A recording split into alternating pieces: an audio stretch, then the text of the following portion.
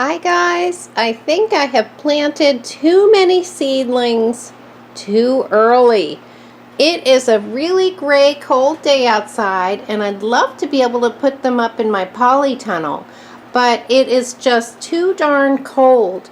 We have temperatures in the 30s and we're still having a couple nights that are going down into the 20s. So this is the third week of March, but it is still too cold for these guys to go outside. I even have some peppers back here. Those are my little pepper plants, and I have loads of tomatoes and cherry tomatoes, and I've decided to grow a lot of basil. So I've got red basil here, and this is dwarf Greek basil, and I even have some purple opal basil. So guys, my point is I've done this too early. I sowed these, I believe if I check some of the dates, it might have been as early as late January or February. And I always get excited for spring to come, but gosh, you have to remember that you have to keep these seedlings happy. Oh, those are my artichokes. So my artichokes did just get their, I'm going to call them big boy leaves. A couple of big boy leaves popped up when they were outside in the sunshine. See how limp the original leaves are? They're dying off, but the real leaves are coming on. But just as that was happening, we got another cold snap. And they have to come in and congregate by this window and just wish for sun, because it's quite a gray day. So this is what's going on in the house, and I want to show you what is starting to happen in the garden as well. The pansies that I planted in the fall are really lush and beautiful. They really overwintered well, so I am happy about that. They're so beautiful, two different kinds. I love the purple one. Let me show you that one up close. Isn't that pretty, guys? And these beautiful yellow ones are bright even on a gray day like this. One of last week's project was to plant in some sprouted daffodil bulbs, which I got at Home Depot in 3 different pots. This is one that I spray painted blue. And then I have another one over here. So those are going to come up and they should be really beautiful. I think they are the yellow and white ones. We shall see. There's little spots of color on this hill with lots of little early blooming daffodils. And these little ones seem to be the earliest. They're so pretty. Let me zoom in on those. Aren't they beautiful? They have a little bit of an orange center.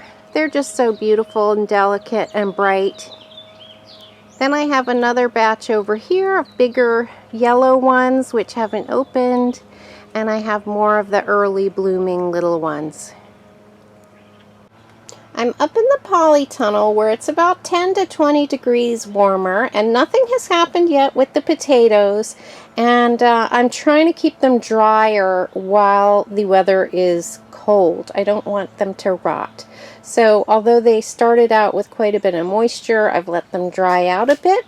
We'll see. I just have never done this before, and we'll see if it is successful.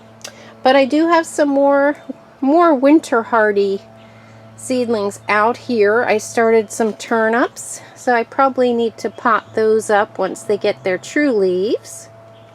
And I've got green onions which have been growing here all winter, and a little pot of spinach, and we get a few nice leaves here. It's good to throw in a smoothie. And over here I have a bunch of beets planted out, and I'm going to let them grow in there until they fill out a bit in the pot. Then I'll sink them in the new half of the rustic bed, which I'm about to show you. I expanded the rustic bed, and it's not finished compost, so I'm making sure that whatever I plant in it has a good bit of soil around the roots. And then I have wonderful germination from my parsnips, and I started these on February 21st. That's my husband's birthday. But they were started in so early, and they haven't sprouted until last week, but now they are going like gangbusters. I think it's finally warm enough.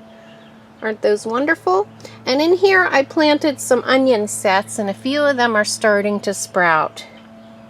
And again, I'm not keeping them too wet because it is still pretty cold at night. It's getting down to the 20s and 30s, so you don't want your things to be too wet.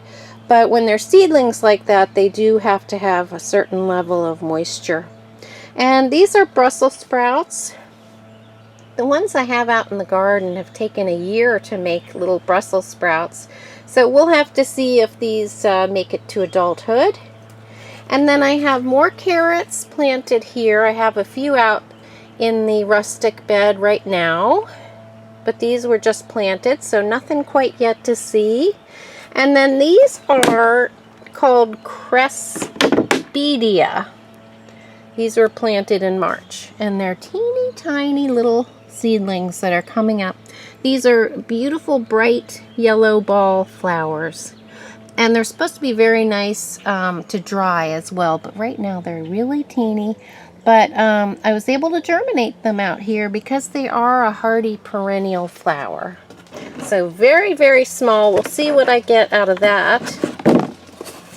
And then over here, I'm trying to work on some poppies. And poppies don't like to be transplanted, so I put them in paper pots. And I'm just going to sink the whole paper pot out in my garden if they decide to germinate. I've never had much luck with poppies, and right now I'm just showing you a cup of dirt. But that is my plan if they come up. So guys, I've got things going on in here, and I have a few wildflowers and hardy perennials going in here. Even though it looks very brown, I am working on landscaping this side of the yard. I've added in some daffodils, none of which are blooming yet, but it's a mix of daffodils, and I think that's going to be nice because they'll bloom at all different times of the spring. There'll be early bloomers, late bloomers, and mid-spring bloomers. And then I painted my chair purple and added some potted tiny little cuttings of boxwood that I had made last summer, and I got a new trellis, a new black trellis. So I doubled the size of my rustic garden. This is going to be my vegetable, herb, and flower garden. I have herbs along the fence. I'm going to have some tomatoes here in that area that has the tomato cages.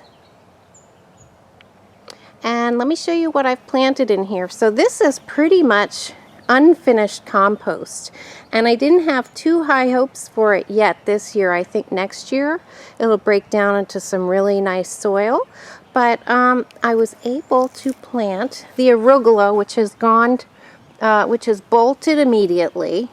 That's been planted in the fall, so I guess it's at the end of its life cycle, and it's all bolting. But what's doing really well is the purple kale. I actually think this is called red kale, red curly kale, but it looks purple to me. But I've planted it all throughout, and again, it's a little hard to see on the gray day, but it's really got a beautiful color.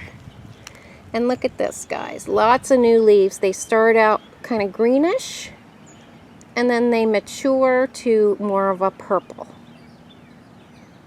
And there should be some tulip bulbs coming up throughout here. And I was excited when I saw that some of my yarrow that I planted from seed is coming back. It's right here.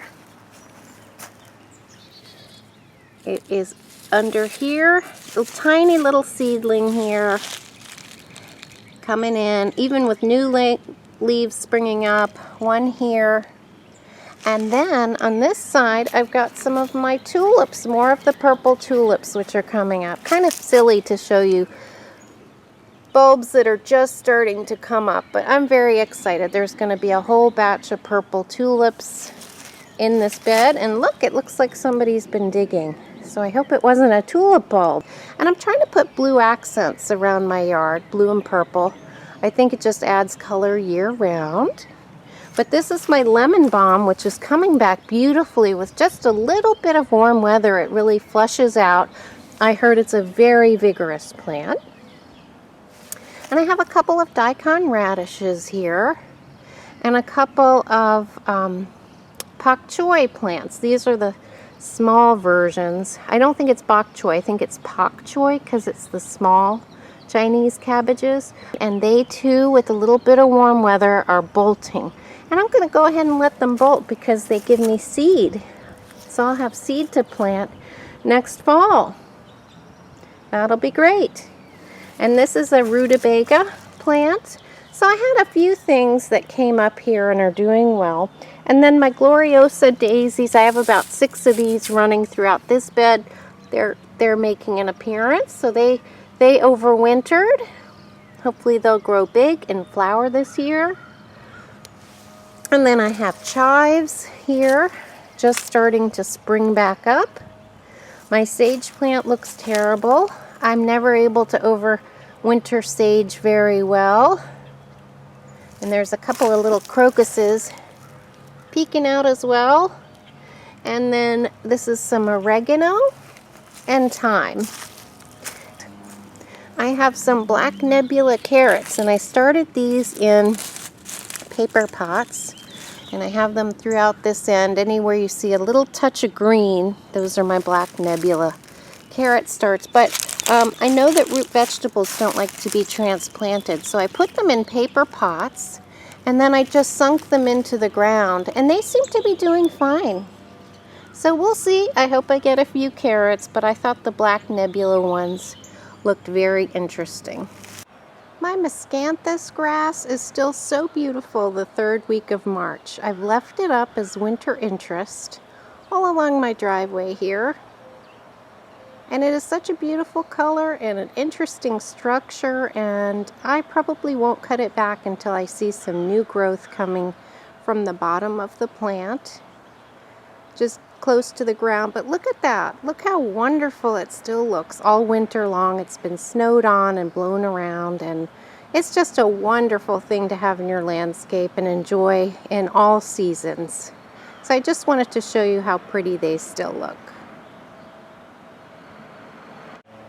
So it's still pretty brown, and it's freezing cold out here, and I'm always reluctant to show my garden tours on gray days. I'd like you to think my garden is always sunny. I know that's silly, but I know it's gonna rain the next 2 or 3 days, so I thought I'd better get out here, film some of the things that are exciting me in the garden, and I hope you have all of your little bulbs sprouting up as well, and you're enjoying warmer weather wherever you are.